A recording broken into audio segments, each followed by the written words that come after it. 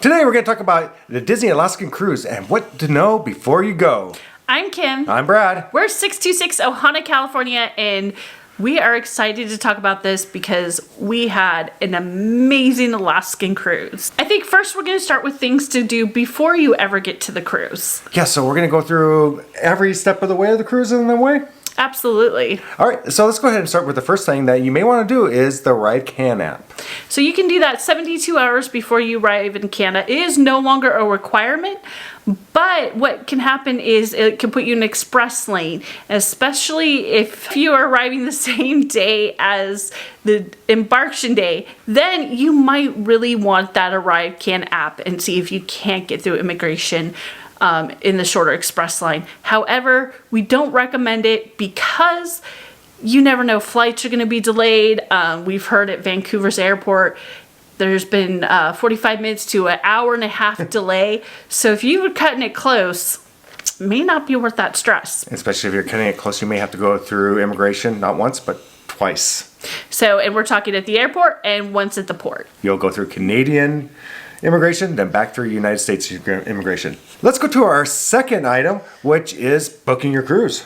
So I would look at the itinerary. There's two different itineraries. One of them includes Icy Strait Point and the other is Segway. So it depends. Do you want to go to where it's more of a highlight for outdoors activities, or do you want to go on that railroad? Yeah, so Icy Strait Point is great. We loved it. We never did Skagway, but we keep hearing it from my father-in-law that did it. He wants to go on the train. So it's kind of what you would like to do. Really, they're both great options. Truthfully, though, this summer we were looking at booking one cruise and we thought it was going to be great. It was a longer cruise, but it didn't have Icy Strait Point, and we decided to change everything because we all wanted to go back. Yeah, and we'll get a little bit more into that later. Okay, let's go to our third item, which is book your excursions early. All right, popular ones like going to a glacier on a helicopter and going dog sledding, or just to the glacier. Those can fill up really fast. Or, of course, there's in Ketchikan, the Disney exclusive Fisherman's Tour with dinner with the crew. Now that's, the Deadliest Catch kind of show. I think they use one of the ships from there. It is a Disney cruise exclusive. You cannot book that through an outside tour. Very popular. Talking to outside tours, our recommendation is always book through the cruise line, because we've had on our cruise, for example, we switched glaciers or we switched times coming in and out. And so Disney will go ahead and make those adjustments to your schedule so you can get back and get to the ship times. If you're booking on your own, you may be... I'd be worried about if you got stuck in traffic, they got late, lost track of time. Now you are responsible to get yourself caught back up with the ship. Or even the dates, if you changed port times and stuff like that, which has happened in the past. So you could lose out on that money. Yeah, so sometimes it might be just worth the extra cost to have them through this book through the ship. But I get it. Alaska is a very expensive cruise, more so than a lot of others. So I get where people are trying to save money, and that might be the way to do so. So do at your own risk. Absolutely. So let's go to our next one, which is have a backup plan, because, like we said, those excursions sometimes can change.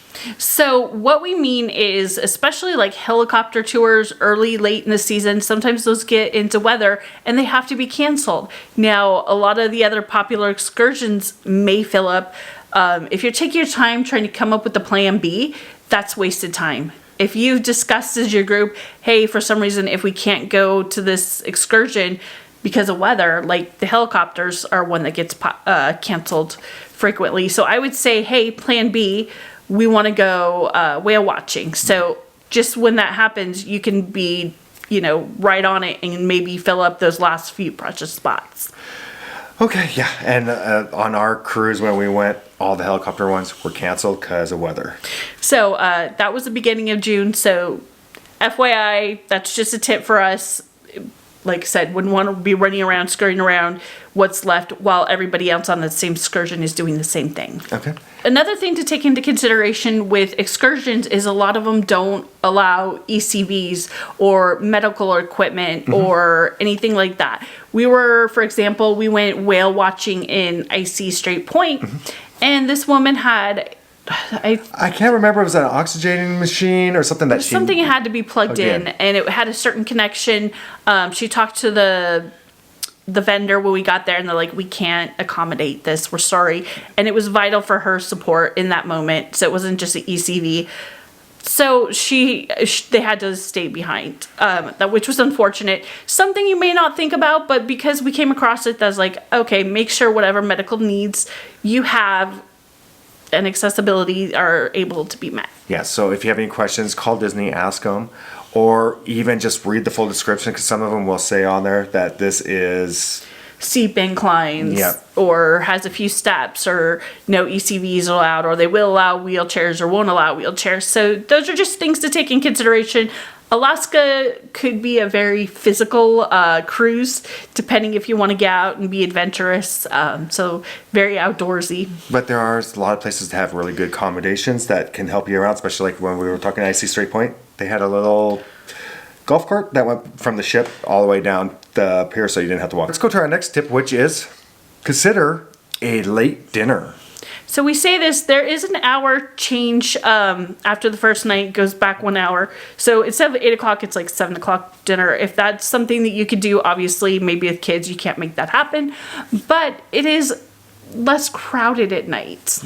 Yeah, and I would almost put it for if you're on the West Coast, maybe that later one, it's not a big deal. But if you're on the East Coast, that may change your mind too, because you have that big difference of time. The thing I like about it is there's so much light in Alaska, and if you want to be out viewing and doing things and going, that later dinner kind of allows you to have more time. Yeah, and it's another thing to be aware of. You may want to bring something to put over your face or eyes, because really, it doesn't get that dark at night. Truthfully, little chip clips or like little, you could get little clips and put them on the Windows, curtains. yeah, because it does stay a little bit lighter out. It was kind of really cool to see at 2 o'clock in the morning. Speaking of dining, another thing you could do is once you get on board the ship, if you're not concierge, you could ask for a specific dining table. You could request a window seat, or which was what we did, and we had this beautiful view as we were eating at a few of the restaurants. Not all of them. Obviously, Tiana's Place didn't. No, Tiana's Place did have it. But if you went to like Titan's, it didn't have it. Animator's Palette didn't have it. So if you had, it was like a 50-50 shot. It depends what you want. But if it's just something you could ask for. Yeah, the night, great to be able to look out and see the ocean and different areas as you go by. It's awesome. It's still daylight. Yeah. Talking of dining, of course, there is a special dining experience on the Wonder, which is Palo. So we decided to do that on Glacier Day, which is what we recommend. There's these beautiful windows that you can look out and to have this nice, lovely brunch and with amazing food. Yeah. And to look out at the glaciers. If you're going to do it, that's a good day. Obviously, sometimes at Palo you get what you can get because it is popular and it's only offered on the sea days. Yeah, so For brunch. For brunch. But also consider that Palo dinner too. At night, it's still gorgeous. It's still light out, and you're going through those passages. You get great views out from Palo. Okay, so the other thing I'll tell you what I decided to wear to Palo, if you're trying to decide, I chose some black pants and a nice sweater and some boots. So that was what I wore both to lunch and dinner, different tops, but... Yeah, they're not as strict on the Alaskan cruises as they are on their Caribbean cruises, for example. So you can get away with a little bit more. I just had a polo shirt and khakis. It was considered perfectly fine. Okay, so quite frankly, that gets into our next subject, is what we would take along to pack. Like you were saying, it's more casual than an Alaskan cruise. I wore to dinner a lot of times some jeans, maybe my Disney jersey shirt like this, or a nice sweater. There's people that wore t-shirts. So absolutely comfort in warmth. It was kind of the theme of the dress. Yeah, a lot of it. And what I would always recommend, being from a cold weather state, not cold as Alaska, but a colder weather state, is you're always going to be worried about layering. So sometimes if you're walking outside, it's going to be really cold, but when it's in the ship, it's warm. So I had things like hats. I had a cute little black beanie hat that I always kept in my backpack with me. Gloves, scarves, rain jackets. Don't forget those rain jackets. And so, and also underneath I'd have maybe a long sleeve t-shirt or a t-shirt on with my jeans. Yeah, I would have a fleece vest with me a lot of times, or a full-on fleece, depending on what the weather was kind of being like, because you really do want to stay warm. Of course, again, don't forget that rain jacket. You're going to need it. Now, Glacier Day can be a little cold. The nice thing that Disney does is they will go around on Glacier Days. Everybody's out looking at the glaciers, and they will offer hot chocolate, coffee, specialty drinks. The specialty drinks cost extra. The coffee and hot chocolate don't. And blankets, which is nice to get all wrapped and cozy in. And sit there in those nice lounge chairs and just look at the scenery as you come into the glaciers. Or while you're waiting in line for character pictures. Let's go to our next... Packable? I guess kind of... Packing tip. Yeah, so do you need to do laundry on the ship? Well, like jeans and things like that, on a sea day, we did some laundry. And we decided that we could bring layers and reuse things and wash them. And then, of course, we had our certain things that we only wore once. But it really did cut down the cost of bringing extra luggage on airlines and worry about space in the cabins, things like that. Yeah, so if you're worried about not wanting to pay for that extra bag, there are laundry facilities on board. They are fairly easy to use. They are expensive, but still cheaper than paying for that extra bag on the airline. Absolutely. The other thing with dressing up is you might want to bring some of your fun Disney-themed outfits, especially for freezing the night away or Tiana's place. I had some ears and t-shirts or long sleeve t-shirts I got off of Etsy, and it was kind of fun to dress up that way. So absolutely, people do dress up of all ages for those, for both Tiana's place and freezing the night away. Yeah, it seems like you needed to bring a ton of clothes, but you don't need to bring a ton of clothes. Absolutely. It's She kind of brings a ton of clothes. Yeah, I'm the reason we have to do extra laundry. Anyways, also another thing that we brought with us was binoculars. Yes, so this is kind of an interesting thing that we found out on the ship because we brought a pair of cheap Amazon binoculars with us the first time. Yeah. And they were disappointing. Totally disappointing. I would not buy the cheapest brand on Amazon for binoculars. Go for those for the like what we got, our pair of Nikons. So we learned this lesson while we were on the ship. Luckily, we had some onboard credit, so we decided, okay, let's invest in a nice pair of binoculars. We'll use it on other cruises or when we go camping, things like that. Yep. And so here comes another part of this tip is when we were comparing prices, the prices in the store on the ship, The gift shop, were a lot higher than going to where the camera shop is, where they had several pairs set up for you to purchase. And our pair that we bought was actually very comparable to the same price as Amazon. So nicer binoculars. We were using them all the time. Yeah, so the price difference in the gift shop were a lot more. I mean, we're talking $100 more to $50 to $100 more for most cases for the same pairs that were over in the camera shop. So go to the camera shop. Okay. Which is shocking because I would have thought it was the other way around. Yeah. So with that, we're also going to recommend you, if you have several people in your party, bring more than one pair. Because we were fighting for them. Yeah, even with four of us, we had two pair at that point, and it was always like, and especially with the nice one, everybody wanted the nice pair. So what else should you bring on the ship with you? Well, one thing we're always going to recommend is a refillable mug.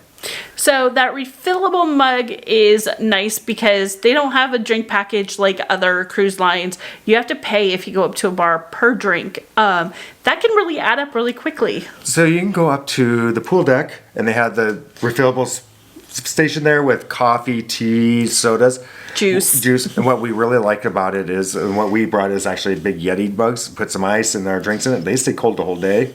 Of course, we are in Alaska, but even hot.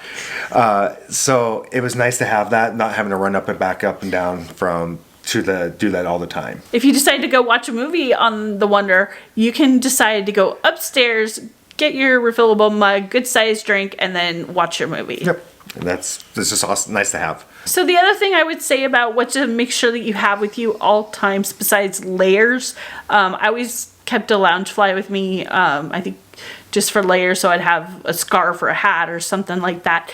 But always keep a camera with you. Yeah. Because when you're sailing, it's the most beautiful scenic sailing, and you look at these fjords. Once we saw whales and seals and things like that around the ship, and I'm glad I had my camera. I took hundreds of pictures of wildlife scenery as we're going around, so I always had my cell phone. And I think I had a fuel rod with me too, just to make sure that I had enough battery to keep that up. Yeah, we were constantly taking pictures and video. We're just so amazed of everything that's going around. So if this is your first trip, especially to Alaska, yeah, definitely bring a camera so you have that with you at all times. Absolutely. I was talking about being on ship. Well, what are you going to do on your sea days? Okay, this is shocking to me because there's so many times we would all of a sudden look at something as we were walking by a window, or we'd be out on our balcony and we just get mesmerized and lost in the scenery and watching. So it was kind of funny how little Disney stuff that we did, because we're just mesmerized by the beauty. The funny part is we were like, okay, we're going to do this time on the Wonder. We're going to do this time on the Wonder. We're going to do this time. Yeah, we ended up sitting and going, wow. Yeah. It was silly us. We thought we were going to go do things like trivia and other things. We didn't realize just how beautiful that inside passage was. Another thing I would say is sea days are great for a few of the spa treatments. And what I mean by that is you can get the Fire and Ice pedicure, manicure in the salon. And in that salon, they actually have floor-to-ceiling windows. And so one day I decided to get a pedicure, get a foot massage, because I was a little tired from all the walking. So I was sitting there as my feet were getting this nice massage pedicure, and I was watching all the scenery as I was going by, and it was just beautiful. But I got to be warm inside and relax. And so maybe you want to make a special couples day. So the couples massage suite has a big balcony, and there's a hot tub in there, and you can have a really nice time after the massage, enjoying the scenery from there in a little peaceful little nook of the ship. Yeah, they had like a hot tub, and it's really, really cool what we saw. Now, it's expensive as can be. Yeah, all these things do cost extra money, and they are going to be expensive. It's a Disney cruise. Nothing special about the expenses. I think you kind of get that. But it's a good, that would be a great way to unwind if you've done a lot of like sea kayaking, hiking, things like that. Maybe you just want to relax and enjoy that way. Another tip is talking about or watching the scenery go by is on Glacier Day. Well, there's a special thing that happens. Mickey and his friends, so Goofy, Donald, Minnie, and Mickey are all on the pool deck, and they're taking pictures with guests. You have to bring your own camera, but they also do have the photographers there if you decide to buy the picture or photo package. Just kind of nice, fun, unique. This is what makes Disney Disney. To me, this is something that no other cruise line does, obviously Disney. But you get those cool pictures, like... And it's the only time they actually dress up in their, what's considered, for the most part, their Alaskan gear. Outside. Yep. They have a few days or times that they're inside, but they're not outside except for Glacier Day. Mm-hmm. Now, the nice thing that we found out, if you decide to go on that glacier watching cruise, which, once again, I will say that's one of the most popular excursions as well that sells out. If you decide to go on that, there is a kind of a early... Mickey and all them pictures, but if you decide to go on that, they will have them after you come back, before or after, depending which of those two cruises you take. Now, also be prepared. They do get long lines. So we were lucky when we did it. We got in line early, and I would say maybe like 20 minutes early before they were supposed to. So we started with Mickey. We got in Mickey's line right away, and then as soon as we went there, we went to the next character, and we were bouncing around pretty quickly. We were done. Maybe 45 minutes total for all four characters. But we did not do an excursion that day, so a lot of people were off the ship at the time, so it kind of helped too. It did. Talking about Glacier Day, sometimes there's something to be really aware of. You may be scheduled for a certain glacier. It may not happen. And that's due to ice conditions. That happened to us. So they told us we weren't, this is the first time we were in Alaska. We didn't really have a horse in that race. We weren't disappointed. We didn't have a reference. Actually, so it didn't matter. But if that might matter to you, just be aware you might have to be flexible. Yeah, so They can change it at the last minute, and I think ours changed on that morning, saying we have to go to this one because of ice conditions. So there's a lot of fun things to do on the cruise. Yeah. One of the things that we did is we did the mojito mixology class. Yeah, that was a lot of fun. It was awesome. But there was one problem with this, and this is one thing to think about when you're doing things on the ships, like these type of mixology classes stuff, is think about the day you're doing them. So we did ours on our last night of our cruise. Once again, this is popular, fills up quickly. I was able to snag a time and just thought, it's a nice way to end the trip. Yeah. I was not thinking when I did this because we all enjoyed this lovely mixology. We had several different types of mojitos that we made. It was lovely. It was fun. It was later at night. Yeah, it was like 10 o'clock at night. I think we did this. It was outside.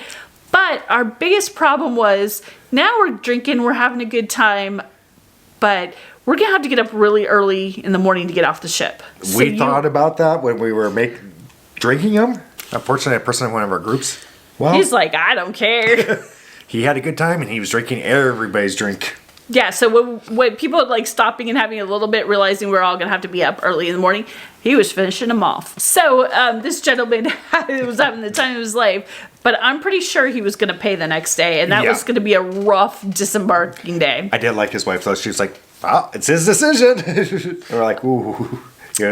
But I mean, these mojitos were made with some of it really strong. They're not just rums. We're talking vodkas, different type of liquor. So really, if you're doing something like that, you may want to think about what you're doing the next morning, and especially if to catch that flight. And I believe they actually had to catch a flight the next morning too. I do too, supposedly. Anyways, so that was just kind of something to take into consideration. Or I may not want to do that like the night before Glacier Day when you could sleep in and you don't get to the glaciers till later. That might be a good night to do that. Okay. So let's talk about some, and these are kind of a bonus area, but these are things that we were really surprised by. And the first one is, well, you're in Alaska. Crab, right? You've seen the deadliest catch. You watched it on TV. That's what Alaska's known for, or one of the many things. But those prices of crab in Alaska is sky high. So it's actually cheaper for us here in the Los Angeles area to get Alaskan king crab. I was shocked. Yeah. So we were expecting like we're going to get great deals where it's going to be reasonable, affordable. Yeah, we were told about this restaurant in Juneau. They go there. That's they have a ton of seafood. When we got to that restaurant in Juneau, we were literally shocked how expensive the crab was. So what we did find, shockingly, the cheapest place that we found crab legs was Icy Strait Point, and it was over by the fishing museum. The old cannery, yeah. And we really went back there, and we didn't eat a whole lot of crab there because we thought, well, it's a little expensive. It's not bad, but... But it was like this restaurant off to the side, and we're like, we'll share one order, and we'll get some soup, and it'll be cheaper the rest of our cruise. Had we known that, we probably would have had more crab. And we would have picked out there because that was by far the cheapest crab we saw. So next time we go to Icy Strait Point, we're having a lot of crab there. Lesson learned. All right, so one of the other things that we were surprised by was the sail away party. Yeah, this was really... Because normally, every time we've been on a Disney cruise, granted, we don't have like 100 cruises like some people have, but usually it's when you're waving going away that they're... It's actually as they're turning on the ship to leave and you're actually sailing away. Mm-hmm. So in our experience, we started it before we started to sail away, and kind of the main part of the show was over before we went underneath the bridge. Yeah. Like it was kind of like, oh, all this like amp up, we're excited, we're gonna start going. Not really. Yeah, and the funny part is the next cruise after us, we were looking at our hotel room, watching it, which was actually really cool to see, but we watched the whole show from our hotel room, and they did not leave until like over an hour afterwards. No, it was like 2 or 3 hours. They were like, it was like all this build up to sail a wave and then nothing. Yeah, so if you're trying to have the sail a wave party if you're not going, don't be disappointed. It just may happen. I've seen that only happen in Alaska. I'm sure it's happened other places, but that's where we saw it 2 cruises back to back. Yeah, so if you're finding this video helpful, please like, subscribe, and follow along with our Ohana. So there's a lot of things to know here. Alaska Cruise, our best thing is to tell you is go have fun. Well, okay, so here's what surprised me. I knew it was going to be beautiful and there's going to be a lot of outdoor activities, but I'll be honest, I was a little disappointed that we weren't doing like a warm weather beach cruise. I was like, okay, it's Alaska, it's going to be okay, like, but it's not going to be the same beach weather fun. Yeah, she has to think about the Caribbean. I don't get it. It might be all the rum. It might be all the Pirates of the Caribbean movies. I don't know. But anyways, I do like the beach and the ocean. That's my calm place. But I was blown away by how much I loved this cruise. I think halfway through, we looked at each other and said, we have to come back to Alaska. Yeah. I thought this was going to be a one and done, never again. Like, this was great, like the adventure of a lifetime. But my dad wanted to go with us, and the only cruise he'd go on was an Alaskan cruise. So we're like, sure, we'll try it. We didn't expect to do this till later in our life. I'm glad we didn't wait. Yep. Hayden loved it. We all loved it. It's like I said, there's times that we had things planned we wanted to do on the ship because they had different movies and everything else playing. Yeah. We ended up sitting on our balcony and just watching the scenery go by for hours. It was that beautiful. So there's so many times we'd be like, wow, this is the best day. This is going to be the best there is. It's not going to get any better. Like, this was just so amazing. And next day you'd be like, wow, whoa, no, hold on, wait, this was the best day. So it just kept getting better and better. And there was like no bad days. It was just each day just blew my mind. It's hard to say like one was better than the other. There was some. I wasn't quite as excited about Juno Day, but we did go do the dog sledding, which they're so cute. There's so much to do. And that's another tip is if you can do those excursions, get out and do those excursions. There's so many different things outside of the towns. Yes. The thing that surprised me most, I really thought I was going to like Juneau. Yeah, that was probably my least favorite port. Yep. So, you can be surprised. You don't know what you're going to find. I think we liked the dog sledding, the summer dog sledding camp that we went to, and we had a good time. But getting back into the main ship of town, it just seemed like this tourist trap where all these different ships were one at a time. And it was like elbow to elbow in the gift shops. Yeah, it didn't feel like Alaska. It felt like a normal Caribbean type of touristy area. So that's kind of the things that surprised us. And kind of fun way to get excited about the cruise. We kind of recommend a few movies to watch, whether it's just because you're being in Alaska or on the Wonder. First of all, we'd recommend watching Frozen. Obvious reasons. Freezing the night away. And you're in Alaska, cold weather. Oh, talking about freezing the night away, there's nothing to be aware of, and we forgot to totally say, there is no fireworks. Oh, Alaska. In Alaska, so they're not going to have fireworks, but it's still a fun show. Another movie, of course, well, there is a lot of Princess and the Frog theme. Yeah, you got Tiana's Place. It's kind of fun to get into the kind of the feel and mood of that evening, so that's kind of fun. Another Disney movie, well, there's, of course, Snow Dogs. What else? We absolutely recommend a Disney Alaskan cruise. We just had the time of our lives. Yep, and so with that, I think it's time for us to say goodbye and Find your magic. Bye, everyone.